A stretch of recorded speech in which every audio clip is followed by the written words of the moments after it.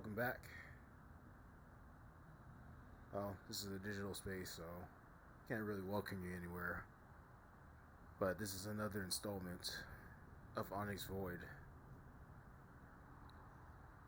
Ah, man. Woke up this morning. Had a 12-hour shift ahead of me. And I didn't know it until I got there to work. And been standing all day in a laboratory testing milk, and my back's gonna be screaming at me. It's screaming at me now. My back's gonna be screaming at me tomorrow when I wake up. Go do it again. It wasn't like it was heavy lifting or anything. It's just standing there for hours. 12 hours. Gets to you.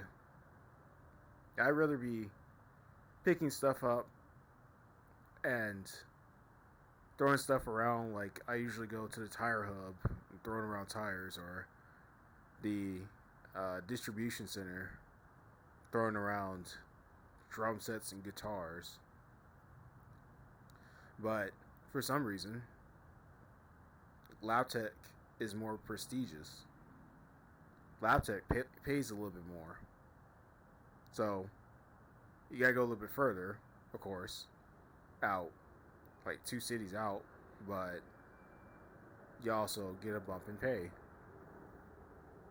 It's not much to really write home about, but it at least makes you feel good at the end of the day when you get the check. So I'm gonna talk about 12-hour shifts and voluntary, quote unquote, you can't see the quotes, I'm air quoting, voluntary overtime. Now, I've worked more than a decade, and I've had my share of 12-hour workdays. I had them in food service, I haven't had them in warehouse or materials handler positions. I've had it in trucking, I've had them all over. And I can tell you right now, it was never worth it. Up until what Trump said, that he wouldn't tax any more overtime, which I'm not in line for because I don't have a steady employer with a steady paycheck that can accumulate those kind of hours. Up until what Trump said, they won't be taxing overtime. The overtime was getting taxed ridiculously. It was atrocious what the taxes were on overtime. And that's what the bigger reason why nobody wanted to do it. Why work harder and get paid less? Why work harder to get a few pennies more and then have the corporations and the government take all the rest? Never made any sense. Your best bet was to always go work 2 jobs. You work one job, consider full time at 32 hours, according to Obama, and you work the other job 15 hours. And you got the ability to play them against each other. And not only that, you always had more hours than you could handle. And once again, I'll tell you, doing that through most of my 20s, it's not worth it. You got nothing to show for it. And by the time you actually get burnout, crash, actually get time to spend those checks, actually get time to enjoy the fruits of your labor, it's all gone. You either spent it on keeping yourself awake and energized long enough to work those shifts, or it's going to a medical bill because you now got stomach ulcers from all the Monster Energy drink you drank. And there's no getting ahead when you have to trade your time for currency. I don't care how much overtime you work or how many jobs you have, whatever. It don't work that way. But the 12-hour day, I should consider myself lucky. There's some people that work 12 hours, and I've heard plenty of stories where the boss skims them. It was 12 hours. They weren't salary, but they paid them 10 hours. And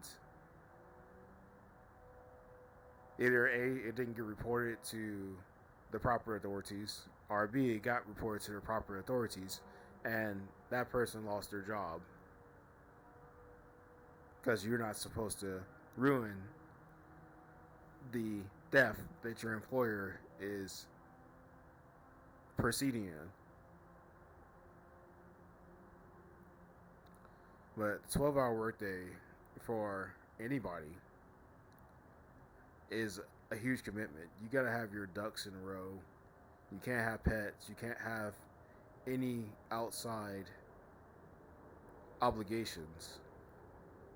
Because 12 hours, you work, you add on an extra 30 minutes for your lunch. That's assuming you don't take 2 lunches. And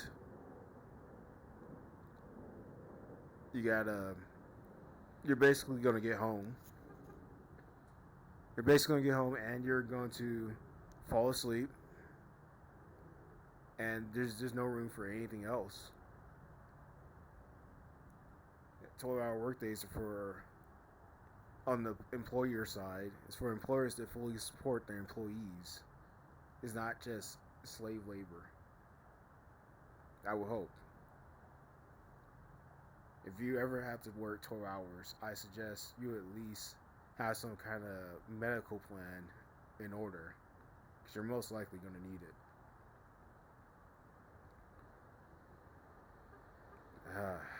12-hour workdays, like I said, this is just general advice on 12-hour workdays.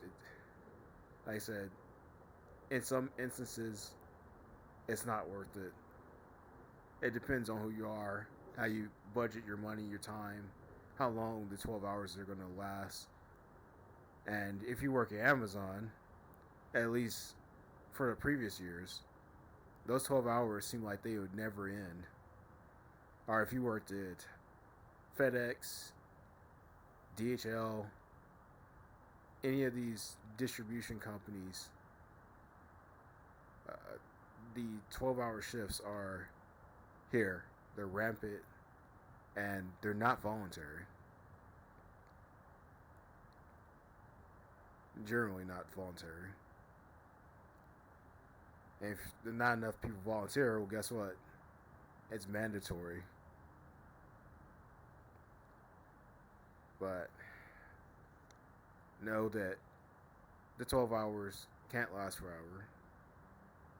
There is a tunnel at the end of the light, but you don't have to do this. You can always leave. You can always say it's not for you. There's no need to put yourself at health risk for a company that at the turn of the year is most likely going to chew you up, give you a bag of goodies, and send you out the door with no severance pay, no nothing. You'll be lucky if you get the bag of goods, like candies or whatever. Thank you for the good work, cards, what are the corporate things they do now, or at least they used to do. But that's it for me. this YouTube thing's gonna be rough with 12-hour shifts, but like I said, this is temporary. I'm gonna continue making content, and I'm gonna wake up tomorrow. I'm gonna do it again, and hope for the best. And hope that I come back tomorrow once again to yell into this void that's called YouTube.